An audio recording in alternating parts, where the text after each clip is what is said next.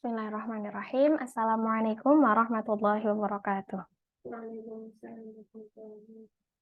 Alhamdulillahirabbil alamin wassalatu wassalamu ala asyrofil anbiya'i wal mursalin wa ala alihi wa sahbihi ajma'in.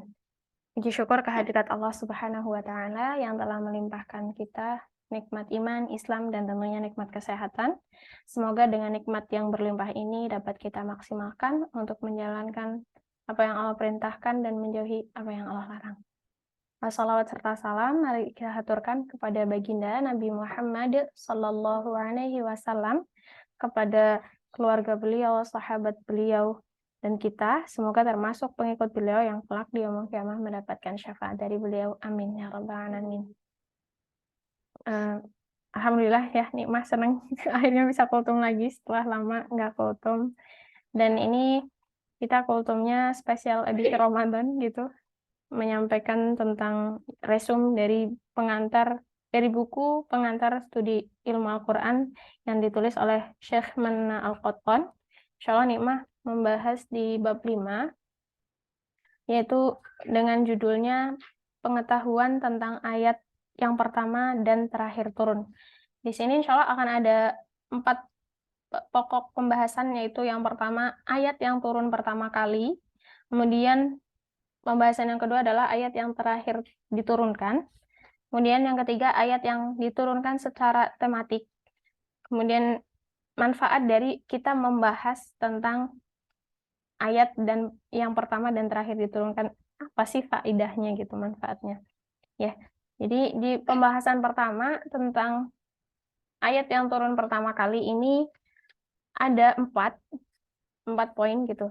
Nah, di mana Syekh Manna Al-Qattan ini memaparkannya beliau secara singkat, kemudian beliau ambil lagi yang ditarjih gitu. Tarjih adalah memilih pendapat dari dalil yang paling kuat gitu menurut Syekh Manna Al-Qattan. Yang ayat yang turun pertama kali di poin pertama yaitu adalah pendapat yang paling sahih mengenai yang pertama kali turun di Quran surah Al-Alaq ayat 1 sampai 5. Pendapat ini dasarnya adalah hadis yang diriwayatkan Imam Al-Bukhari dari Muslim dan lainnya dari Aisyah yang mengatakan wahyu yang pertama kali dialami oleh Rasulullah Shallallahu Alaihi Wasallam adalah mimpi yang benar di waktu tidur. Beliau melihat dalam mimpi itu datangnya bagaikan terang pagi hari. Kemudian beliau suka menyendiri. Nah, menyendirinya beliau sebagaimana kita ketahui di Gua Hira untuk beribadah beberapa malam. Dan karena beberapa malam menginap ini, maka istrinya Rasulullah gitu ya, Ummu Khadijah memberikan bekal kepada beliau. Kemudian beberapa hari setelah berbukaan habis, beliau pulang, turun gitu dari bukit yang di Gua Hira. Terus di Gua Hira ini setelah pulang pergi lagi gitu, yang kesekian kalinya di Gua Hira tersebut, datanglah kepada beliau satu kebenaran, yaitu seorang malaikat yang berkata kepada Nabi, bacalah. Rasulullah menceritakan, maka beliau menjawab, aku tidak bisa membaca. Kemudian malaikat tersebut kemudian memelukku sehingga aku merasa amat payah. Lalu aku dilepaskan dan dia berkata lagi, bacalah.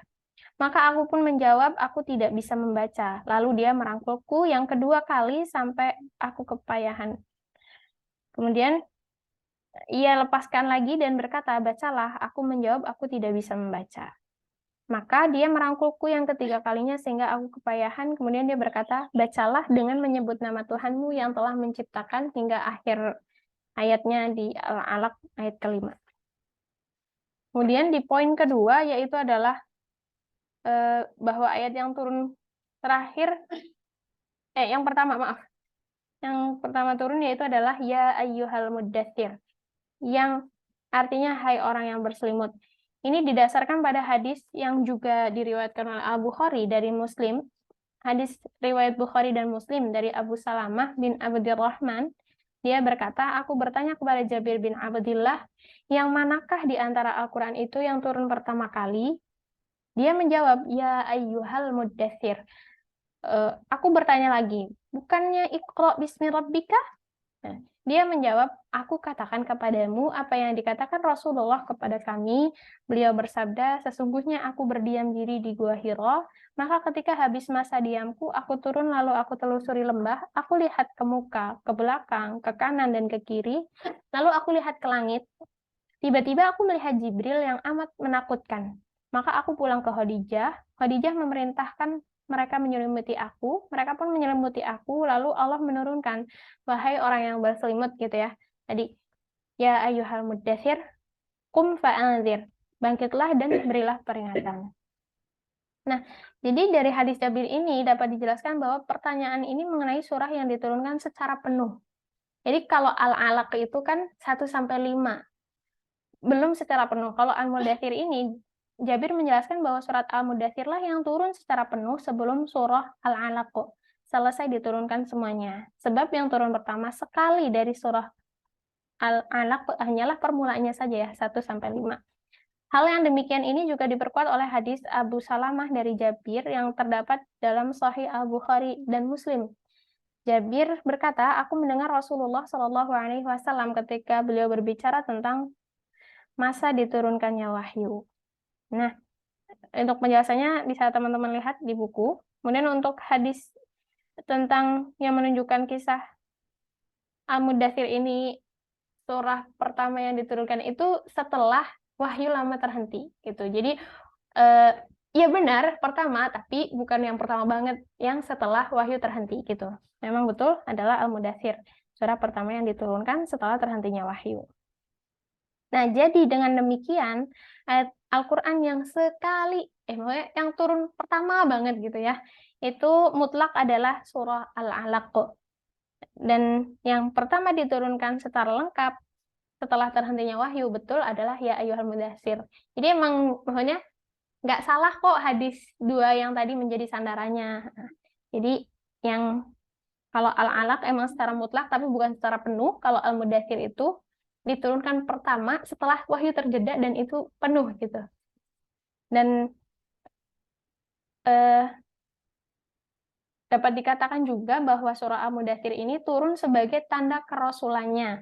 Sedangkan surah Al-Alaq sebagai tanda kenabiannya. Nah, kalau nabi itu kan untuk kaum tertentu, tapi kalau rasul untuk semua umat gitu nggak sih kan, Ril? Nabi itu meneruskan risalah dari Rasul yang sebelumnya. Jadi nggak risalah, iya gitu deh makanya. Ya, aku nangkepnya kalau kerasulan itu menyatakan ya al-mudatsir, kum fa'anzir, bangkit dan berilah peringatan, maksudnya kayak di mana dia harus mendakwahkan secara lebih luas lagi gitu, risalah yang diturunkan kepada Rasulullah. Nah, pendapat yang poin di 3 ini, ayat yang pertama diturunkan yaitu adalah surah Al-Fatihah. Nah, di sini yang dimaksud dengan surah yang pertama kali turun secara lengkap gitu adalah Al-Fatihah. Terus nanti ada pemaparan sedikit di belakang. Dan di poin keempat yaitu adalah yang berpendapat juga bahwa yang turun pertama kali adalah lafaz basmalah, Bismillahirrahmanirrahim gitu. Karena basmalah ikut turun mendahului setiap surah. Nah, dalil kedua di hadis tadi poin ketiga sama keempat itu hadisnya adalah mursal. Nah, tadi ini mah ngepoin gitu. Hadis mursal emang apa sih? Nah, kalau hadis Nabi kan yang disandarkan kepada perkataan, perbuatan itu kepada Nabi. Kalau hadis mursal ini adalah yang disandarkan kepada tabi'in, baik perkataan, ucapan, atau tadi tentang kesepakatan gitu. Terus kita masuk tentang jadi dapat diketahui gitu ya bahwa tadi di poin pertama tentang surah Al-Alaq, wahyu yang pertama sekali diturunkan secara mutlak, dan surah Al-Mudatsir ini diturunkan sesudah wahyu terjeda gitu. Al-Qadi Abu Bakar dalam kitabnya Al-Intisar mengatakan bahwa hadis ini munqati, yaitu di tentang yang tadi Iqra bismi rabbikal ladzi khalaq. Sebentar. Aku jadi bingung. Udah aku tandain. Astagfirullah.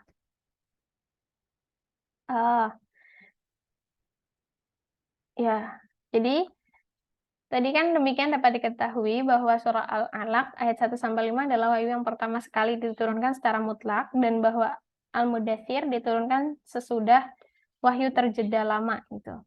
Demikian juga Ibnu Hibban mengatakan dalam sahihnya di antara kedua hadis itu tidak ada pertentangan. Sebab yang pertama kali diturunkan adalah Iqra bismi rabbikal ladzi khalaq di Gua Hira. Ketika kembali kepada Khadijah radhiyallahu anha dan Khadijah menyiramkan air dingin kepadanya, kepada Rasul, Allah menurunkan ya ayyuhal muddatsir di rumahnya Khadijah. Maka jelaslah bahwa ketika turun kepada beliau Iqra, Rasul itu lalu pulang ke rumah Khadijah dan diselimuti gitu. Makanya turun setelah itu ya ayyuhal muddatsir. Itu penjelasan di sini. Untuk sampai di akhirnya teman-teman bisa baca sendiri di bukunya. Kita masuk ke pembahasan ayat yang terakhir kali diturunkan. Di sini ada 9 poin. Yang poin pertama dari ayat yang terakhir diturunkan yaitu mengenai tentang riba. Ini didasarkan pada hadis yang dikeluarkan oleh Al-Bukhari dari Ibnu Abbas yang mengatakan ayat yang terakhir diturunkan adalah ayat tentang riba di surah Al-Baqarah ayat 278. Itu ayat yang terakhir kali diturunkan. Di poin kedua, ada yang berpendapat ayat Al-Quran yang terakhir diturunkan ialah ayat 281 dari surah Al-Baqarah tentang mana? Tadi iya, dan pelihara dirimu dari azab yang terjadi pada suatu hari di mana pada waktu itu kamu semua dikembalikan kepada Allah gitu. Tentang menjaga diri gitu dari azab. Itu di poin kedua, yaitu ayat 281 surah Al-Baqarah. Kemudian yang di poin ketiga, ayat yang diturunkan terakhir kali yaitu adalah tentang hutang piutang. Nah, dasarnya dari mana? Hadis yang diriwayatkan dari Sa'id bin Al-Musayyib, ya, beliau berkata, yang artinya telah sampai kepadanya bahwa ayat Al-Quran yang paling mudah di Arsy ialah ayat mengenai hutang. Itu di ayat 282 surah Al-Baqarah.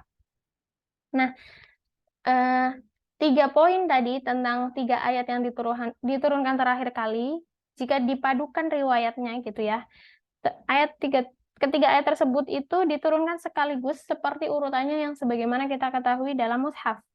Ayat mengenai riba, terus ayat tentang peliharalah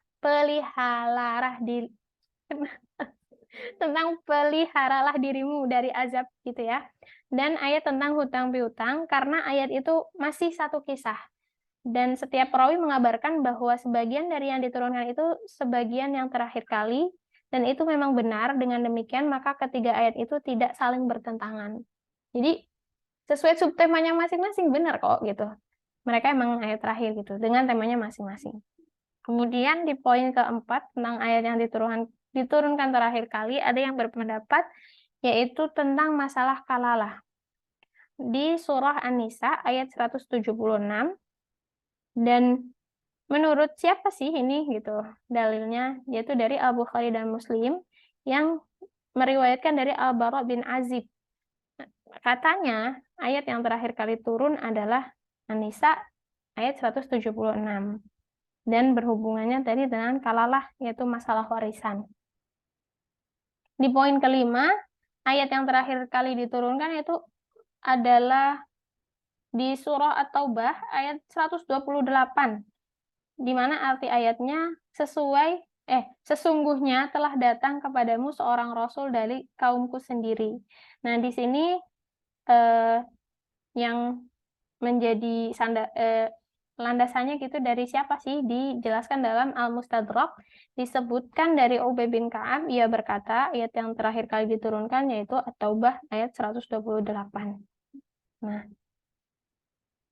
ditambahkan penjelasan, mungkin yang dimaksudkan adalah ayat yang terakhir diturunkan dari surah At-Taubah, bukan dari seluruhan mushaf, tapi di At-Taubah yang terakhir tuh ayat 128 gitu. Nah, Imam Muslim meriwayatkan dari Ibnu Abbas bahwa hadis ini memberitahukan bahwa surat ini adalah surah yang diturunkan terakhir kali, sebab ayat ini mengisyaratkan wafatnya Nabi Shallallahu Alaihi Wasallam, sebagaimana dipahami oleh sebagian sahabat. Nah, atau mungkin juga surat ini adalah surah yang terakhir kali diturunkan. Ya, ini baca di buku ya. Yang poin di 6 ada yang juga mengatakan bahwa yang terakhir kali diturunkan adalah surah Al-Maidah. Nah, ini didasarkan dari riwayat At-Tirmidzi dan Al-Hakim dari Aisyah radhiyallahu anha. Nah, namun menurut hematnya dari Syekh Mana Al-Qattan, surah ini adalah surah yang terakhir kali turun dalam masalah halal dan haram, sehingga tak satu hukum pun yang dihapus di dalamnya. Gitu. Terus di poin ke-7, ada yang mengatakan bahwa yang terakhir kali turun adalah surah Ali Imran ayat 195. Kemudian landasannya gitu ya, dasarnya adalah hadis yang diriwayatkan dari Ibnu Mardawayh melalui Mujahid dari Ummu Salamah. Nah, dia berkata ayat yang terakhir kali turun adalah ayat surah Ali Imran ayat 195, yang artinya, maka Tuhan memperkenankan permohonan mereka, sesungguhnya aku tidak akan menyia-nyiakan amal orang-orang yang beramal di antara kaummu, sampai akhir ayat tersebut. Nah, di poin 7 ini ada 3 pendapat. Tadi surah Ali Imran ayat 195, ada pendapat lain juga ayat 132, bukan, ayat 32 dari surah An-Nisa yang artinya mana tadi? Ini sebab turunnya hadis, sebab wurudnya hadis ini adalah pertanyaan Ummu Salamah, yaitu, wahai Rasulullah, aku melihat Allah menyebutkan kaum lelaki akan tetapi tidak menyebutkan kaum perempuan.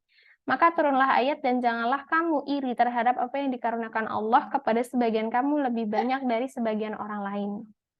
Nah, pendapat yang ketiga di poin 7 ini di ayat 35 surah Al-Ahzab, yang artinya, maka Tuhan, sesungguhnya laki-laki dan perempuan yang muslim.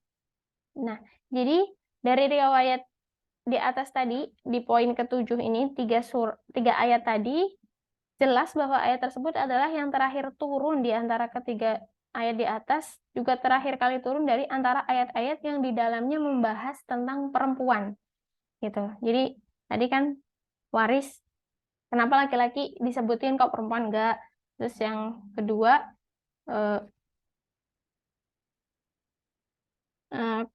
itu di anisanya. Kalau yang Ali Imronnya, Allah tidak akan menyia-nyiakan amal orang yang beramal di antara kaummu. Kemudian di poin 8, ayat yang terakhir diturunkan yaitu surah An-Nisa ayat 93. Nah, ini berkaitan dengan masalah hukum membunuh mukmin dengan sengaja, di mana An-Nisa ayat 93 artinya, barang siapa yang membunuh seorang mukmin dengan sengaja, maka balasannya ialah neraka jahanam. Dia kekal di dalamnya dan Allah murka kepadanya dan mengutuknya serta menyediakan azab yang besar baginya. Nah, yang menjadi dasar poin 8 ini adalah hadis yang diriwayatkan oleh Al-Bukhari dan lainnya dari Ibnu Abbas. Nah, ayat ini tadi 93 An-Nisa adalah ayat yang terakhir diturunkan dan tidak dihapus oleh apapun. Gitu. Kemudian poin ke-9 yaitu ada juga pendapat yang berdasar kepada riwayat Muslim dari Ibnu Abbas yang menyebutkan bahwa surat terakhir yang diturunkan ialah Idza jaa nasrullahi wal fath. Apabila telah datang pertolongan Allah dan kemenangan. Semua pendapat itu tidak disandarkan kepada Rasulullah Shallallahu Alaihi Wasallam. Jadi 9 poin tadi ternyata sandarannya bukan kepada Rasulullah Shallallahu Alaihi Wasallam. Masing-masing mereka itu punya ijtihad. Tadi kan sandarannya kepada hadis dari siapa gitu. Jadi emang ternyata itu adalah ijtihadnya mereka gitu yang tadi punya pendapat masing-masing dan dugaan. Mungkin pula bahwa masing-masing mereka itu memberitahukan apa yang terakhir didengar dari Rasulullah Shallallahu Alaihi Wasallam. Atau juga mungkin masing-masing mengatakan hal itu berdasarkan apa yang terakhir diturunkan dalam hal perundang-undangan tertentu atau dalam hal surah terakhir yang diturunkan secara lengkap. Nah, di surah Al-Maidah ayat 3 itu yang artinya pada hari ini telah kusempurnakan untukmu agamamu dan telah kucukupkan kepadamu nikmatku dan telah kuridhoi Islam menjadi agama bagimu. Ini diturunkan di Arafah pada momen Haji Wada. Nah, kan Haji Wada itu sebagaimana kita ketahui kan Rasul udah pidato yang terakhir gitu ya. Tapi ya semuanya gitu ya, secara teks menunjukkan penyempurnaan kewajiban dan hukum juga telah disyariatkan di atas. Riwayat mengenai diturunkan ayat tadi tentang riba, ayat tentang hitung piutang, terus tentang kalalah, dan lain itu setelah ayat ketiga dari surah Al-Maidah. Tentang warisan. Itu Anissa di halaman kiri.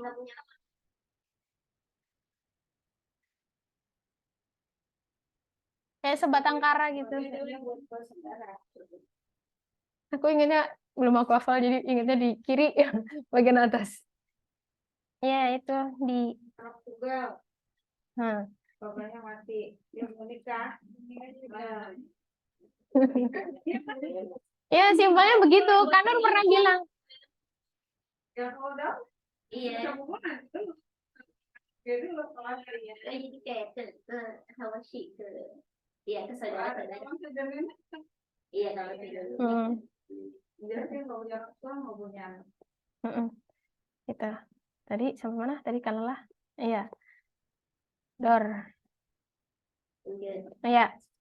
Terus kita masuk ke ayat yang pertama diturunkan secara tematik. Para ulama membicarakan ayat-ayat yang mula-mula diturunkan berdasarkan pada sisi temanya gitu. Kan kadang banyak ya yang kita lihat kajian tematik bahas apa, surah ini tentang apa kayak gitu. Nah, sini ada 3 poin. Yang pertama itu ayat yang turun mengenai tentang makanan. Itu di surah Al-An'am ayat 145 yang artinya katakanlah dalam wahyu yang disampaikan kepadaku, aku tidak mendapatkan sesuatu makanan yang diharamkan bagi seseorang, kecuali kalau makanan itu bangkai, atau darah yang mengalir, atau daging babi, karena sesungguhnya semua itu kotor, atau binatang yang disembelih selain atas nama Allah, barang siapa yang dalam keadaan terpaksa, sedang ia tidak menginginkannya, dan tidak melampaui batas, maka Tuhanmu Maha Pengampun dan Maha Penyayang. Setelah di Al-An'am 145 tentang makanan disusul yaitu di surah An-Nahl ayat 114 sampai dengan 115. Teman-teman bisa bacanya di buku gitu ya. Kemudian disusul lagi tentang makanan itu di surah Al-Baqarah ayat 173 dan menjadi penutupnya tadi masih di surah Al-Maidah. Oh, enggak lah, tadi Al-An'am di surah Al-Maidah di ayat 3 gitu ya. Sebagai penutup dari ayat yang turun tentang makanan. Kemudian di poin kedua, yang pertama kali diturunkan dalam masalah minuman. Ini dulu bertanya-tanya banget, kenapa sih kok Homer di bagian surah ini, sini. Nah, ini terjawab di ini tentang minuman ini. Ayat yang pertama kali diturunkan mengenai Homer ialah satu ayat dalam surah Al-Baqarah ayat 219. Pernah nanya ke Najmah kalau nggak salah aku tuh. Najmah kan udah ngafal banyak tuh. Sampai ke Anissa sama Ida itu kayak ayat yang tentang Homer gimana ya Mak gitu. Apa Runu tanya gimana gitu. Ya jadi itu tadi di Al-Baqarah yang 219. Disusul yang berikutnya itu di surah An-Nisa ayat 43. Kemudian satu ayat dalam surah Al-Maidah di 90 sampai dengan 91. Itu tentang minuman juga. Nah, diriwayatkan dari Ibnu Umar, dia berkata telah diturunkan 3 ayat mengenai Khomer. Ini sih, ini mah kayak, baca ini kayak tercerahkan lah. Yang pertama, mereka bertanya kepadamu tentang Khomer. Dikatakan kepada mereka, Khomer itu diharamkan, lalu mereka bertanya, wahai Rasulullah, biarkan kami memanfaatkannya seperti yang dikatakan Allah. Rasulullah diem. Nah, lalu turun ayat ini, janganlah kamu sholat sedang kamu dalam keadaan mabuk. Selanjutnya dikatakan kepada mereka bahwa khamar itu diharamkan. Jadi emang bener halus banget gitu, Masya Allah. Allah itu memberikan hukum-hukumnya kepada hambanya biar nggak kaget atau jet lag gitu ya, tiba-tiba disuruh, ini tuh haram. Tapi Masya Allah lembut banget. Mereka berkata, wahai Rasul, kami tidak akan meminumnya menjelang waktu sholat. Rasulullah pun diam, lalu turunlah ayat ini, wahai orang-orang yang beriman, sesungguhnya meminum khamr dan berjudi itu sampai akhir ayat. Kemudian Rasulullah bersabda kepada mereka, khamr sudah diharamkan. Gitu. Nah, di poin ketiga tentang ayat yang pertama kali diturunkan berdasarkan tematiknya itu adalah mengenai tentang perang. Di Al-Baqarah itu Niwah sempat juga, kok unik sih tentang perang, tiba-tiba tengah-tengahnya tentang apa, bawahnya tentang perang lagi gitu. Nah, diriwayatkan dari Ibnu Abbas, dia berkata, ayat yang pertama kali diturunkan mengenai perang ialah surah Al-Hajj ayat 39, yang artinya telah diizinkan berperang bagi orang-orang yang diperangi karena mereka telah dianiaya dan Allah benar-benar Maha Kuasa menolong mereka. Nah, dari tadi poin-poin yang sudah kita bahas bersama mengenai ayat yang pertama kali diturunkan, ayat yang terakhir kali diturunkan, dan ayat yang pertama diturunkan berdasarkan tematiknya. Apa sih manfaatnya? Kenapa kita harus mengetahui 3 pembahasan tadi gitu? Nah, Syekh Mana Al-Qotton memberikan penjabaran tentang faedahnya, yaitu yang pertama adalah menjelaskan perhatian yang diperoleh oleh Al-Quran guna menjaga dan menentukan ayat-ayatnya. Jadi para sahabat ini udah ngehayatin banget tentang Al-Quran, ayat demi ayatnya, bahkan sebagaimana kita ketahui di paparan bagian depan buku ini, itu nggak mau pindah kalau 10 ayat itu belum mereka benar kuasain dan belum diamalkan gitu. Sehingga mereka mengerti kapan dan di mana ayat yang diturunkan. Mereka telah menerima langsung dari Rasulullah ayat-ayat Al-Quran yang diturunkan kepadanya dengan sepenuh hati. Al-Quran adalah dasar agama, penggerak iman dan sumber kemuliaan serta kehormatan mereka. Nah, memberikan dampak yang positif bagi para umat manusia yang beriman gitu ya. Al-Quran akan ketika berpegang teguh kepada Al-Quran, maka dia akan selamat dari perubahan dan kerancauan. Jadi enggak bakal bingung gitu. Ini kenapa ya? Ini hukumnya gimana? Ya udah, dia akan kembali lagi kepada Al-Quran sebagai dasar hukumnya. Kemudian di poin yang kedua, mengetahui rahasia syariat Islam relevan dengan sejarah perjalanan sumbernya yang pokok. Tadi di mana awal-awal tadi pengharaman Homer itu ya masih ya lembut gitu. Terus lama-lama ini haram ya. Terus Rasulullah memberi penegasan lagi bahwa Homer itu sudah diharamkan. Jadi kayak dulu tuh orangnya ya udah mulai menerima, tapi masih banyak yang masih mengonsumsi khamar gitu. Jadi emang bertahap banget gitu. Dan perjalanannya itu sampai sekarang masih relevan kalau kita pelajari lagi. Oh iya ya, ternyata hikmah seperti ini gitu. Nah, dengan petunjuk ilahi ini, ayat Al-Quran dapat mengatasi persoalan jiwa manusia, membawanya manusia menjadi lebih mulia dengan metode bijaksana. Jadi menjadi mulia bukan dengan cara menghina yang lainnya, tapi dengan cara yang bijaksana, lalu menempatkan mereka di tingkat kesempurnaan. Nah, ayat-ayat Al-Quran juga dapat mengantarkan manusia kepada jalan hidup lurus dan benar melalui penetapan hukum-hukum secara gradual. Nah, lagi-lagi nih, wah, gradual apa ya? Tadi sempat buka KBBI, dan ternyata gradual adalah berangsur-angsur. Jadi kayak glosarium baru sih buat Bima. Demikian juga dalam masalah kehidupan masyarakat. Jadi kalau di fikih itu ada fikih siasi, ada juga fikih tentang tatanan masyarakat gitu. Bagaimana kita berinteraksi. Itu Nima pernah belajar sih dulu. Sekian semester, tiap semester pertama fikih ibadah, fikih siasi, ada mulu, terus habis itu ada fikih munakahat dan fikih lainnya. Ada aulawiyat juga. Dan di poin yang manfaat ketiga yaitu adalah dapat memilah yang nasukh dengan yang mansuh. Nah, ini mah pas nemu poin ini, harapannya nanti di yang berikutnya ada yang menjelaskan di bab nasukh dan mansuh dari teman-teman yang lainnya gitu. Oh, enggak, maksudnya bukan ya kalau misalnya nggak ada yang nyampein berarti ya silakan dibaca gitu tentang nasukh dan mansuh, karena aku dari tadi kan nggak jelasin. Nah, ini di sini tuh closingnya dapat memilah ayat tentang nasukh dan mansuh loh. Aku sendiri juga kan itu bagian lebih belakang gitu ya. Kadang terdapat 2 ayat atau lebih dalam satu masalah, tetapi ketentuan hukum dalam satu ayat berbeda dengan ayat lain. Apabila diketahui mana yang pertama diturunkan dan mana yang kemudian, maka ketentuan hukum dalam ayat yang diturunkan kemudian menghapus ketentuan ayat yang diturunkan sebelumnya. Kayak tadi tentang Homer contohnya gitu. Ya, dari ini mah untuk kultum sore hari ini dicukupkan. Apabila ada kebenaran itu murni datangnya dari Allah, apabila ada kesalahan itu karena masih kurangnya dan ceteknya ilmu nikmah gitu ya. Mari kita tutup dengan sama-sama membaca istighfar 3 kali. Astagfirullahaladzim, astagfirullahaladzim, astagfirullahaladzim. Akhirul kalam bila taufiq wal hidayah. Assalamualaikum warahmatullahi wabarakatuh. Waalaikumsalam. Terima kasih.